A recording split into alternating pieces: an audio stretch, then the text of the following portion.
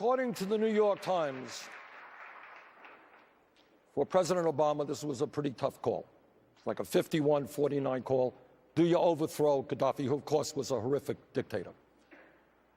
What the New York Times told us, it was Secretary Clinton who led the effort for that regime change. And this is the same type of mentality that supported the war in Iraq. Look, Gaddafi, Saddam Hussein are brutal, murdering thugs. No debate about that. But what we have got to do, and what the president was saying, is we didn't think thoroughly about what happens the day after you get rid of these dictators.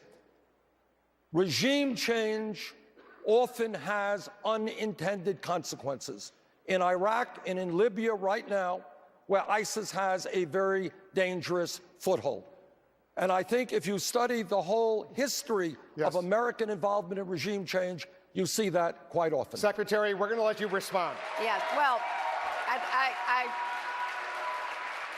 I would just point out that there was a vote in the Senate as to whether or not the United States should support the efforts by the Libyan people to protect themselves against the threats, the genocidal threats coming from Gaddafi, and whether we should go to the United Nations to seek Security Council support.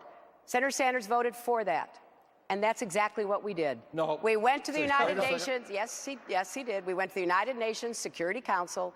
We got support from the Security Council, and we then supported the efforts of our European and Arab allies and partners. This was a request made to our government by the Europeans and by the Arabs because of their great fear of what chaos in Syria would do to them. And if you want to know what chaos does, not just to the people inside, but the people on the borders, look at Syria. Nobody stood up to Assad and removed him, and we have had a far greater disaster in Syria than we are currently dealing with right now. Senator, go ahead.